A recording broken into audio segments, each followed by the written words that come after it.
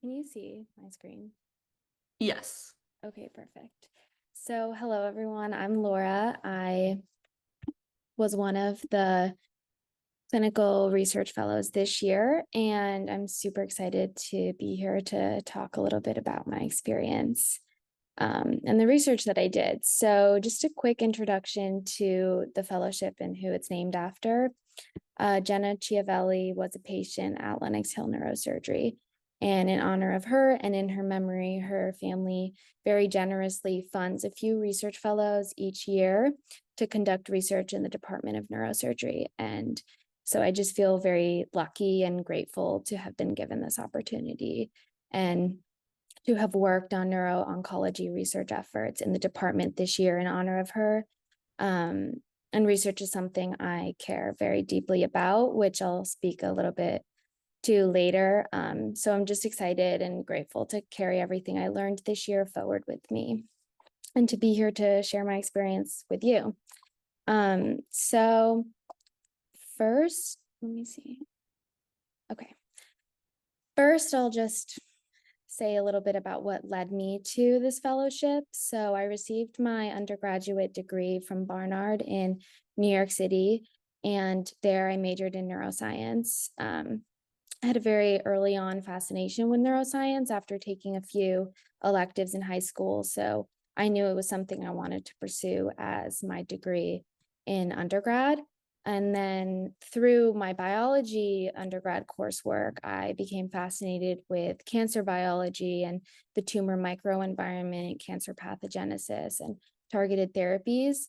And so that led me to join a stem cell lab where I studied acute myeloid leukemia. And the most impactful aspect of that research experience was actually doing rounds with my PI, who was a hematologist oncologist, and doing rounds in the hospital with him, where I was able to interact with and see the patient population that my research in the lab was focused on, and to see and interact with the patient population that my research was helping was what I really liked most about it. And that's where I realized that the bench to bedside mindset was something I was passionate about. And it was very motivating for me. And I fell in love with the idea of bridging medicine and science. And then after that, I wanted to pursue a senior thesis. So I switched to a neurophysiology lab. And there I studied the cephalic phase insulin response, which essentially is the preabsorptive release of insulin via parasympathetic innervation of pancreatic beta cells. And so both of those research experiences helped me realize, one, how much I loved research. And it also helped me realize that I wanted to pursue clinical research in my gap year because that would allow me to bridge science and medicine in a very all encompassing experience. And so that led me to seek out this fellowship, and it felt very fitting for me because I'm very interested in neuroscience and oncology. And so being able to do research, specifically clinical research, gain clinical exposure in neuro-oncology, given my prior interests, was what led me to take this position. And I'm so glad that I did. Um, and so to start off, the primary component of my year, of course, was clinical research. I worked specifically under Dr. D'Amico. So each of the fellows are paired with a specific neurosurgeon, and I was paired with Dr. D'Amico. And I'm so grateful. I really enjoyed the research that I did and the experiences that I was able to have. So I worked on various projects with him. He runs a very robust research portfolio. Um, so that included helping with literature reviews, case studies, clinical trials, and then also grants. And the primary areas of focus with Dr. D'Amico were neuro-oncology and connectomics. So connectomics specifically is a relatively novel area of innovation in neurosurgery. and it looks at the functional and structural connectivity of a patient's brain pre and post-operatively. So it can be very useful for guiding surgical approaches and preserving brain function. So, for example, if a patient has a tumor near the language area in their brain, Dr. D'Amico can utilize the patient's individual language network connectivity and guide a surgical approach that minimizes damage to the language area and then optimizes, their recovery and their ability to maintain as much language as possible. So it's a really, really fascinating and important area of research, and I really enjoyed being involved in it and learning about it. And I think he will probably speak a little bit more about it later during his talk as a part of this webinar. So specifically for the literature reviews, the ones that I worked on were both narrative and systematic. And some examples of ones that I helped write were on radiation necrosis or the implementation of connectomics in transcranial magnetic stimulation. And then another one on cognitive and quality of life outcomes following tumor resection. So those are just some examples of literature reviews that I helped with. And working on the reviews actually allowed me to take a deep dive into the current research landscape of these topics, which were super relevant to Dr. D'Amico's practice. And it was a really great learning experience for me. I also gained literature in putting together a publication for submission, and collaborating with medical students and residents. And that was something I really valued. So I would honestly advocate for any opportunity to get involved in literature reviews. It's a great way to start your research, start getting involved in research. And then another aspect of the research that I did were case studies and case series. So case series and studies are essentially outlining specific cases that offer a unique perspective and inform future research and clinical practice, essentially in whatever field they're in. So many of the case studies I worked on with Dr. D'Amico were focused on connectomics and implementing connectomics into clinical workflows, to guide surgical approaches or optimize surgical outcomes, in cases like that. And then you publish them and they inform future clinical practice is the hope. And then lastly, clinical trials, which was one of my favorite aspects of my research this year. I had the opportunity to assist with a few clinical trials, but the main one that I worked on was tracking post-operative recovery by correlating the number of steps patients take in the hospital to their discharge destination. So whether they go home or go to rehab.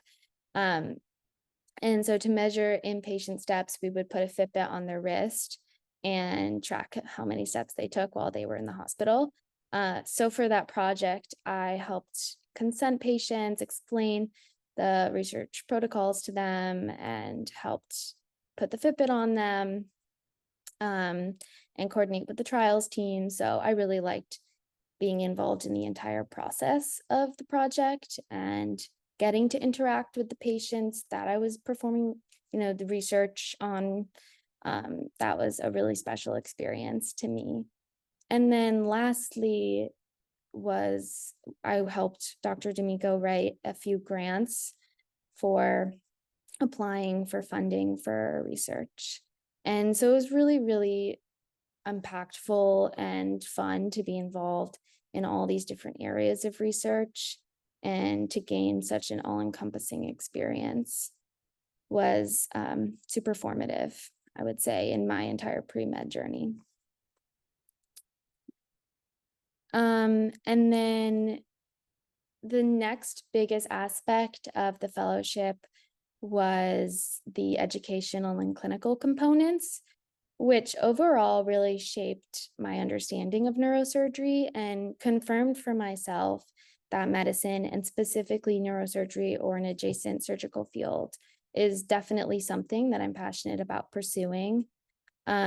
So being involved in clinic with Dr. D'Amico, interacting with patients, consenting them for clinical trials, and being present for very difficult conversations or diagnoses um, with patients and their families, and then having the opportunity to observe operations in the operating room and ask questions, and then going to the pathology lab to analyze frozen sections of tumors under the microscope during the operation. They all provided me with a valuable clinical experience and exposure to neurosurgery and the clinical workflows of neurosurgery practice, and solidified for me that I'm on the right path, and also helped, I feel, prepare me for medical school. And I also gained a new understanding through all of these clinical experiences of the multidisciplinary and critical thinking mindset that being a neurosurgeon, or really any sort of physician, requires. And it showed me the importance specifically of navigating unpredictability with honesty and compassion, because often I observed like diagnoses and treatment outcomes aren't always clear, especially in oncology related fields. And so watching Dr. D'Amico navigate that with compassion, honesty, being able to utilize critical thinking, but also, be a place of comfort for the families, was very, very eye-opening for me. And then just to mention quickly, because Dr. D'Amico was so involved in connectomic research and innovation, I was also able to work with imaging and AI softwares for research and also implementing them into clinical workflows. So two of the primary biotech platforms that I worked on and worked with was QuickTome and ClearTome. They're both connectomic imaging platforms that look at the functional and structural connectivity of the brain. And so because specifically ClearTome is a very novel platform, I was able to help troubleshoot that and work with some of the leaders of the companies to help with any hurdles that we were encountering at Lenox Hill, and meet with them, and having that aspect of learning about innovation in biotech in neurosurgery was, I feel very grateful for that as well. And then just because at large, Lenox Hill is at the forefront of a lot of innovation in neurosurgery, I was also able to witness the implementation of some really cool spinal navigation in the operating room, and then also help a little bit with Playback Health, which is an AI scribe that Dr. Langer founded. I'm sure Zoe will talk a little bit more about it, but Dr. D'Amico used it in his clinic. And so I had some exposure to that, helping troubleshoot any issues patients were experiencing with utilizing that platform in clinic. And having insight into all of these innovative technologies and seeing how they can enhance surgical precision and patient outcomes was really impactful. And then the final aspect of my role as a clinical research fellow involved working with Brianna and Zoe on onboarding and managing the schedules for student shadowers. So because also brain turns, as you all know, the Department of Neurosurgery is very committed to educating the next generation of physicians. And in doing that, they also host a lot of different students to shadow neurosurgeons in clinic and in the operating room throughout the year. And I'm not sure if any of you have shadowed at Lenox Hill, but if not, I would definitely recommend to seek out that opportunity. I think it would be incredibly valuable, and it's very special that they offer that to so many different students and open their doors and their lives to students. I think it's super important. And it was super fun to work with Zoe and Brianna at coordinating and communicating their schedules, orienting them to the hospital, and just making sure they uphold clinic and OR etiquette, and serving as a primary point of contact for them and any support that they need. And then lastly, just a quick shout out to the teamwork and mentorship that I experienced, which were also integral parts of my fellowship experience. I was super lucky to collaborate with Zoe and Brianna and everyone else at Lenox Hill. And then, of course, I'm incredibly grateful to Dr. D'Amico for being such a wonderful mentor and teacher. Mentorship is something that I really value, and it's something that I knew I wanted in a research experience during my gap year. So I feel very grateful that I was able to receive it. And if research is something that interests any of you, I would absolutely encourage you to seek out any opportunity to get involved. And it's also a great way to find mentors.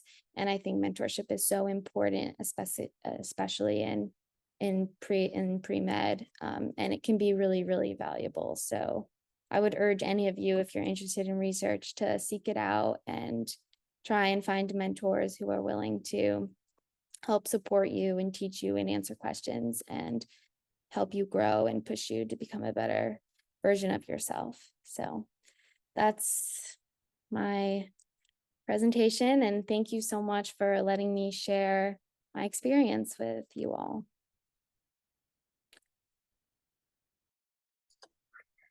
Hi guys, I'll go next to talk a little bit about my experience. Bear with me while I figure out how to share my screen.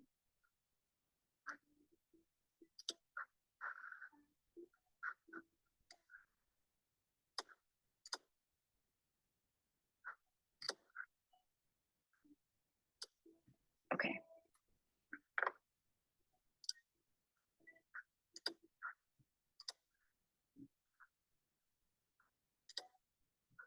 Okay, everyone can see yes? Okay. So of course, I was also a clinical research fellow. I was working under Dr. Langer for most of my time here at Lenox Hill Neurosurgery. I didn't do a great job of having like an intro slide as much as Laura did, but I'll give you a little background about myself.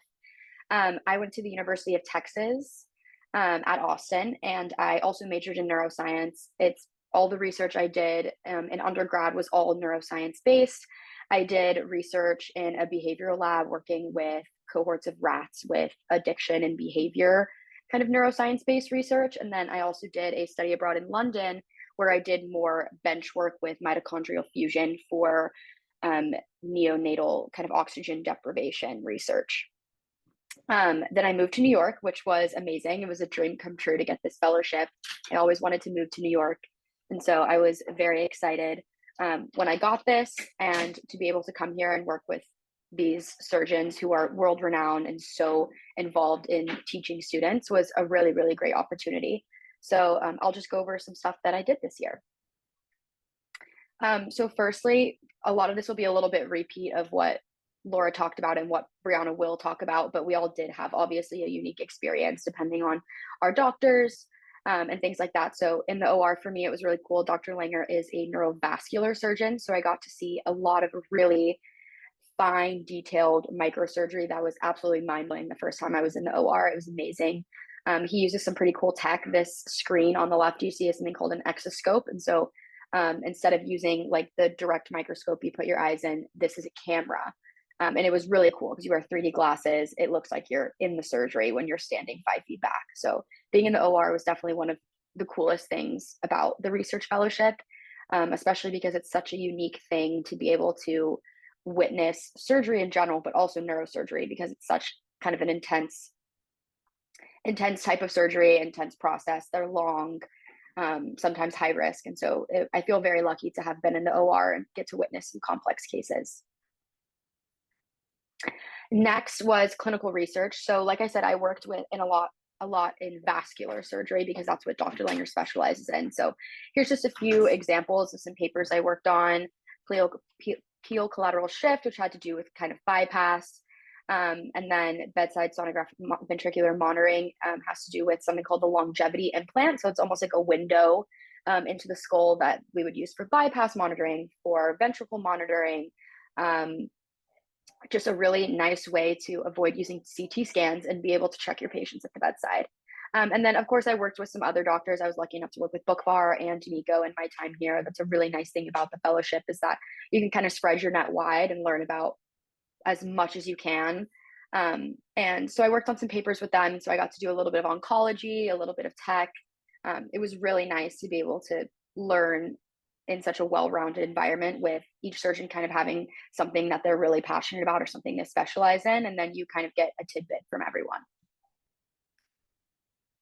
So this is just kind of like a slide on technology and AI. Like Laura mentioned, D'Amico does a lot of cool things with Connectomics, which I've gotten to see.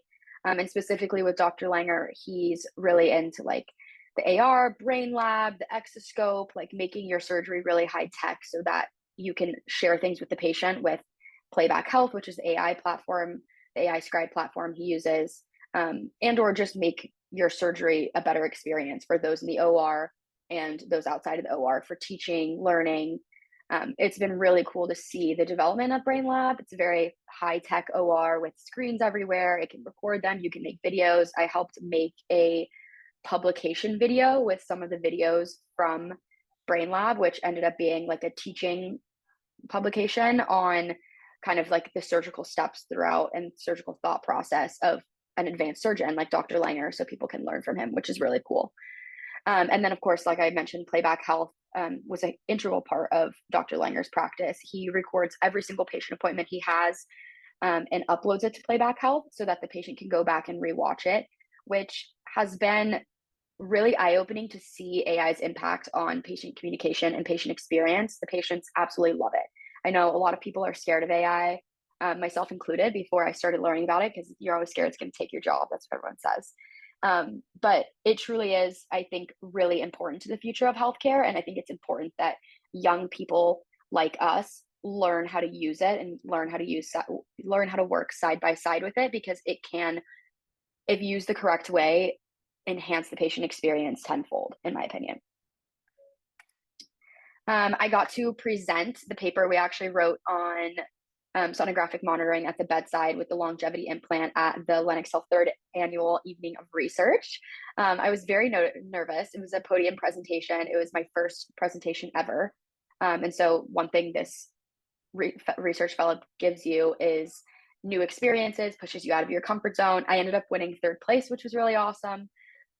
But definitely made me step outside my comfort zone presenting a scientific paper to a room full of people who probably know a lot more than I do. But I'm really grateful for the experience. It was amazing and definitely boosted my confidence for future presentations. So that was a really cool thing. I also went with Dr. Langer and his fellow, Jonathan Reagan, who's an amazing surgeon from Switzerland, to a bypass and flow symposium in Chicago. And that was a weekend trip of a lifetime, first time I've ever been to Chicago. And because it was more geared toward residents and fellows, but Dr. Langer took me anyway, I got to practice microsurgery on rats and chicken legs. It was absolutely crazy to be actually using the little microscope and doing it anastomosis. You can see how small it is compared to my finger in the picture, but it was absolutely amazing. I was surrounded by some of the best neurosurgeons in the world, and it really made me have an appreciation for conferences. I know probably a lot of brain turns and a lot of people who are either in undergrad or especially medical school attend conferences, especially international conferences, things like that. I think it's a great way to be able to meet people, network, and just expose yourself to a lot of, because even though they're all neurosurgeons, they all do things differently. And so it's really, really eye-opening to be able to watch the way each one of them works, their ideas about the future of medicine, their ideas about how medicine currently is. And it was overall just a really great weekend. It was amazing. Lastly, something really cool that came out of this fellowship is I'm running the New York City Marathon with Northwell. Here's like a little collage of pictures of all of the different 5Ks that we've done in the department. It's kind of a department pastime. We all do the 5Ks, and it was really fun and inspired me to apply to run the marathon with Northwell. So I'll be running to support pediatric and adolescent mental health. And I could not think of a better hospital or charity to run for. They truly are. It's been amazing, and they really stand by what they say, and they really care about their patients and what they're raising money for. So I'm very excited about that. Kind of touching on what Laura talked about, helping other students' dreams come true has been a huge part of this. Like I said, I moved from Texas. It was always my dream to move to New York. And so being able to work with students from Brazil, Germany, Netherlands, Canada, Czech Republic, all these different places who it's also been their dream to come to New York and able to see the work that's happening in a department like this has been absolutely amazing. I've met so many amazing people. And students really was a big part of our job. We onboarded and had over 100 students come through the department. We did all kinds of programs, brain turns.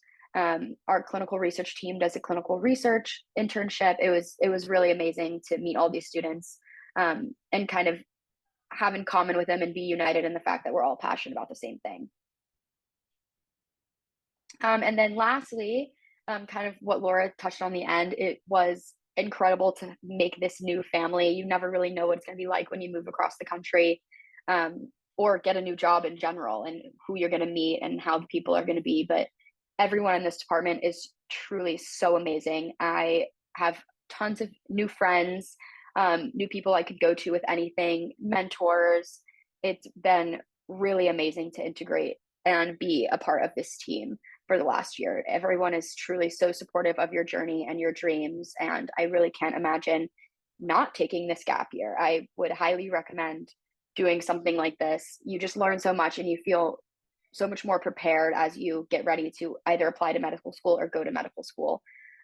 It was definitely my best decision in my medical career so far. I think that I'm 10 times more prepared for medical school than I was when I started this fellowship. So that's all for me. Brianna will go next, give you a little more insight, and I'll start answering some questions in the comments if you guys have anything.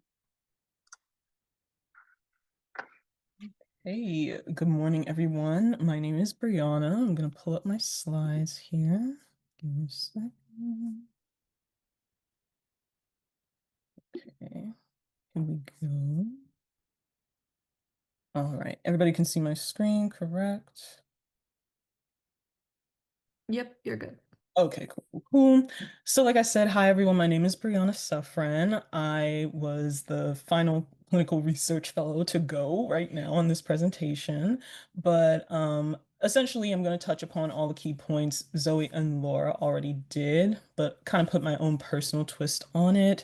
I really want to emphasize the point in my presentation that the clinical research fellowship here at Lenox Hill is not linear. There are so many different entities that go into it. As you can see on my first slide here, I can be in the OR one day.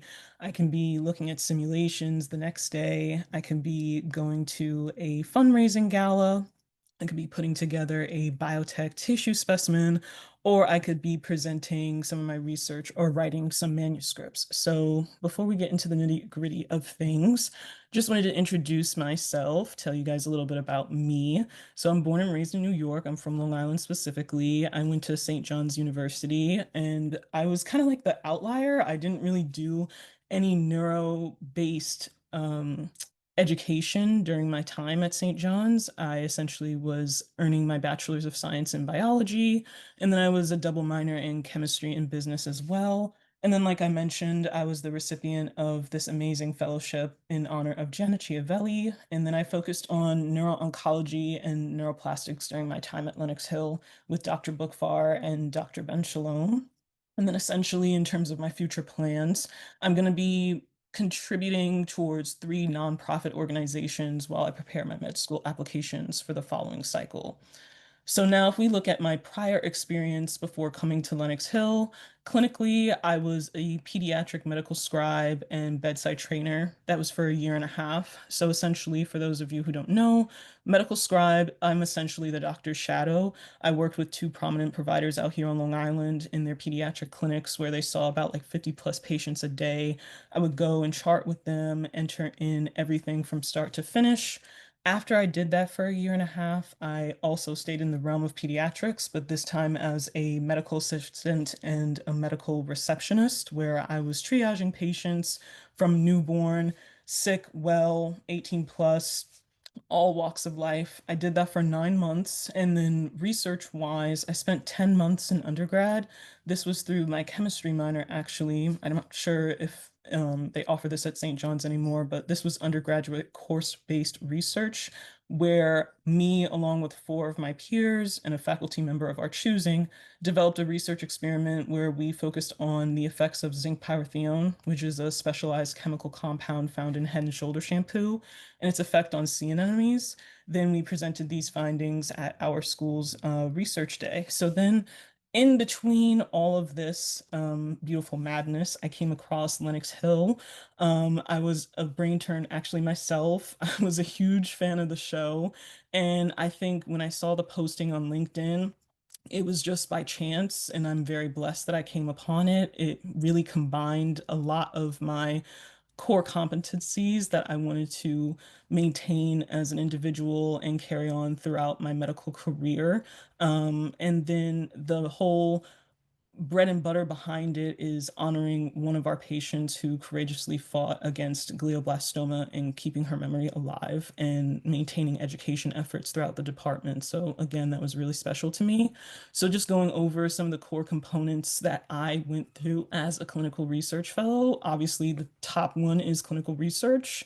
Here are some poster presentations that I'll get into a little bit later on that I did with Dr. Ben Shalom and his team: manuscript writing, database management, multidisciplinary conference management, etc. Observation in our ORs.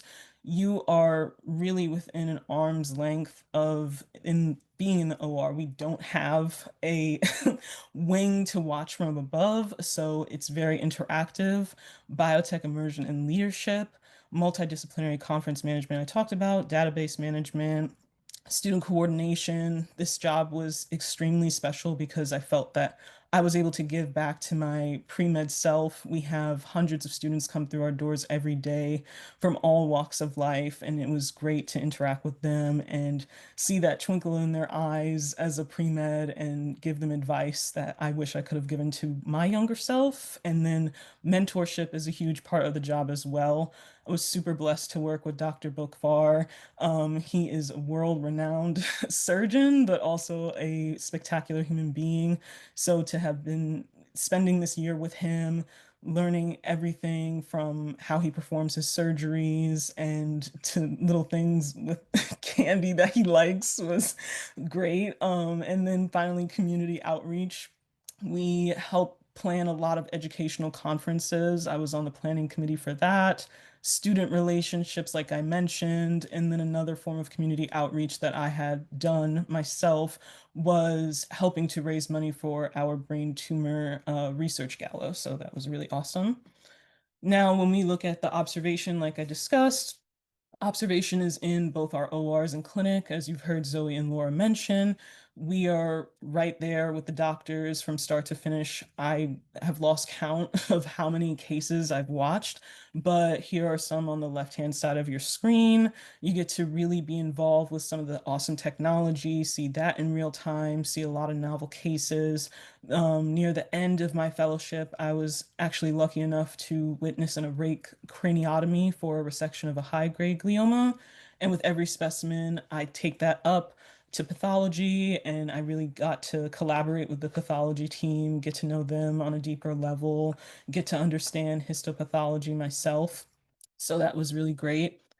And then if we look at clinical research from a manuscript and abstract perspective, on your screen right now is about 8 various things that I've worked on that are in the process of being published or have been published already, just so you can look at the breadth and the variety in which you are able to work in. I was thankful to have complete autonomy and independence in terms of figuring out what I wanted to research. I did a lot of different case reports, case series, some systematic reviews and meta-analyses, and then as well as a few abstracts that have been submitted and are actually going to be published pretty soon. So that was really awesome. If you have any questions, feel free to ask me afterwards. And then presentation-wise, again, back in March, I had submitted a few abstracts with Dr. Ben Shalom and his team, along with Dr. Bookvar too, to the sixth annual Bioelectronic Medicine Conference. This is a formal 2-day event that was sponsored by the Feinstein Institute for Medical Research at Northwell. And there are over 3 abstracts we submitted. All were accepted for poster presentation. And this was one being a novel gateway for treating glioblastoma. This is evaluating the therapeutic feasibility and efficacy of transcranioplasty ultrasound using sonolucent implants. So similar to what Zoe touched upon, these implants are made of PMMA. They are 3D printed. They are really interesting, and we are really pushing the boundaries at Lenox Hill to see how we can utilize those for both our patients who have had tumors resected as well as patients who have had bypasses performed. We look at the neurosurgical stethoscope with this as well, and the first in-human orbital flap reconstruction and radiation seed implantation for skull-base meningiomas. So 2 out of those 3 abstracts are currently underway for publishing in the Feinstein Bioelectronic Medicine Journal. And this was just an awesome conference to attend. It was 2 days, like I said. The first night was the poster presentation. The second night, we continued with the research, but it was a lot of networking. I got to meet a lot of scientists, physicians, students. So I was really blessed and fortunate to have attended that. And then also working with Dr. Bookvar, I was really immersed in the clinical trials that we offer here at Lenox for our patients. So we have 34 ongoing clinical trials and 24 interventional trials. So I was a part of consenting those patients. I even helped with the tissue collections for Cold Spring Harbor Laboratories out here on Long Island, where we are harvesting tissue from patients who have glioblastomas, specifically those that are newly diagnosed. We take that tissue and then we send it out on Long Island same day, where they are growing what we call organoids in the lab. These are 3D cultured cells where we can basically subject them to various forms of chemotherapy before the patient receives them systemically. This will just help to further advance cutting down the time and the wait for our patients in terms of from diagnosis to treatment, which would be really, really amazing. And then just some biotech immersion and leadership that I was a part of. As you'll see on the top of your slide here, there are a variety of biotech companies that come through our doors that we interact with and get to see their product and test it out for ourselves. I'm just going to be focusing on this one company in particular called Kiotech. Kiotech, I help to co-lead in the integration at Lenox Hill. This is a specialized biotech company that utilizes 3D Predict glioma technology. Essentially, these are specialized agar assays where the patient's tissue is grown upon to see their chemotherapy sensitivity rates. So in real time, I would organize and store those specialized materials. I would place the order for them. I would collect the tissue. I would package and ship out the specimen, and then I would track those results as well. So from May up until the end of my fellowship, I was really focusing on that. It is delivered in a specialized report because, interestingly enough, with glioblastoma, the gold standard of care is temozolomide plus radiation therapy, right? And 60% of the time, patients are not responsive to temozolomide, the literature reports. So this company is really interesting where we can look at the alternatives for our patients. Again, you want to give them the utmost, care as possible for this devastating disease. So this comes back within a fraction of the time. So it's just an additional resource that I was able to help implement during my time at Lenox, and that held a special place in my heart. And then community outreach. So, like I mentioned, some forms of community outreach that I was able to touch upon during my time would have been students. We have a large student population come through our doors, over 100 individuals. I worked with Zoe and Laura to organize the various opportunities for these students and professionals coming from all walks of life. We host international students, domestic students, high school to medical school, to auxiliary programs like our brain turns and beyond.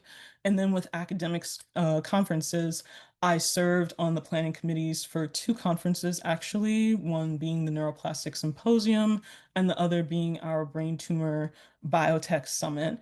And then finally, with fundraising, another highlight of my time here at Lennox was leading the departmental fundraising efforts with Dr. Bookvar for our Brain Tumor Gala.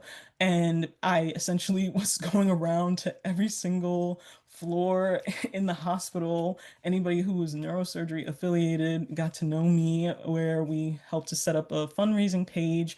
And through these efforts, we helped to raise over $41,000 as a department, plus whatever other funding we received from patients, their families, other outside resources. So that was really amazing. And I think in total, when the gala was said and done, we raised 1.5 plus million dollars. So that was really awesome.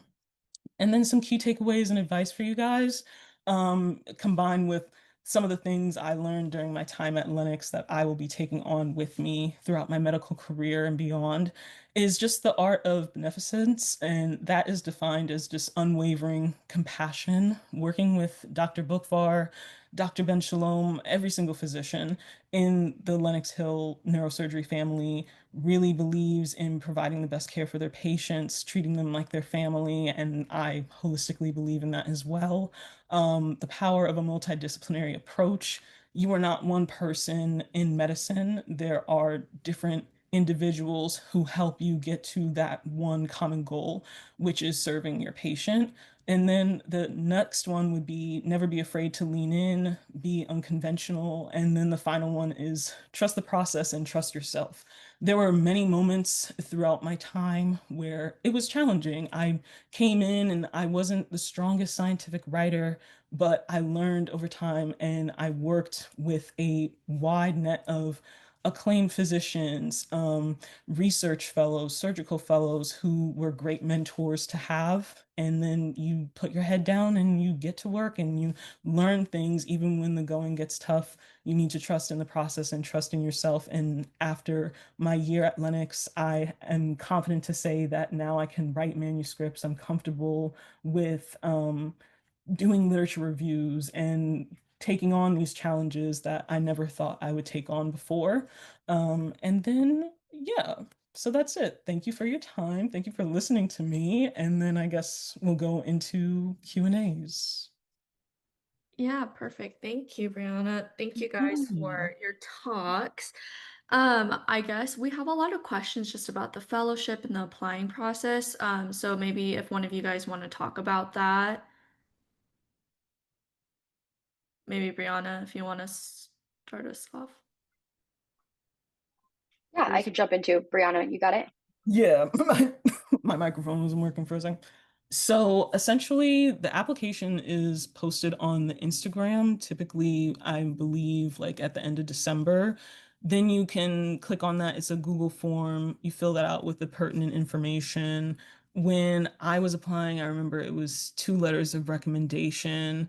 And then that was pretty much it. And then you go through two series of interviews, a preliminary interview with the whole Lenox Hill admin team, and then a secondary interview with the various doctors that you could be working with. And then after that, I think I found out in the spring that I had been accepted. So that's typically how it goes. I think the main requirements is that you have clinical and slash or research experience, just a holistic application overall. If anybody else wants to add to that, feel free.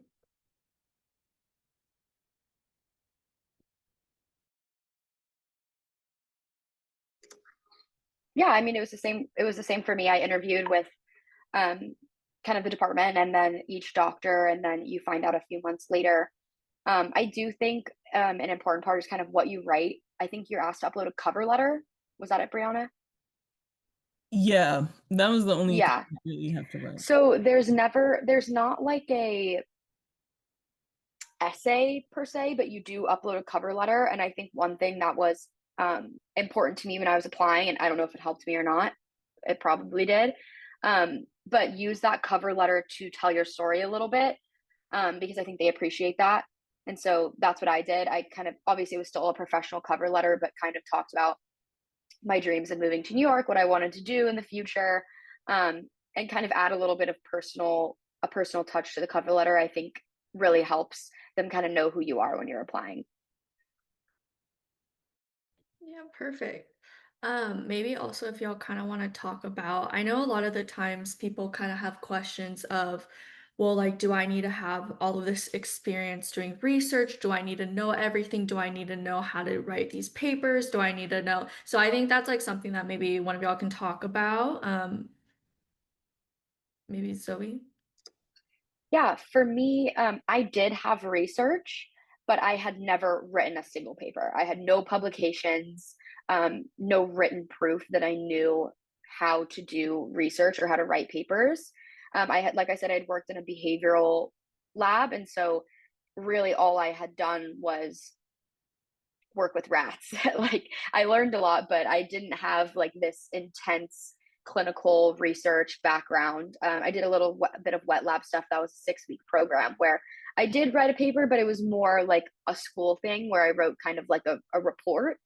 Um, but yeah, no, I think that when you're interviewing, if you talk about the research skills you do have, but also the research skills you want to gain, that's kind of how you not work around that because it's definitely not a deal breaker, but they are choosing people, one who they will think obviously are good for the department, but two, people who have something to gain, have something to learn. If you came in with all of this research experience and all these publications, really what are you going to get out of this fellowship, right? That's what you're supposed to be learning.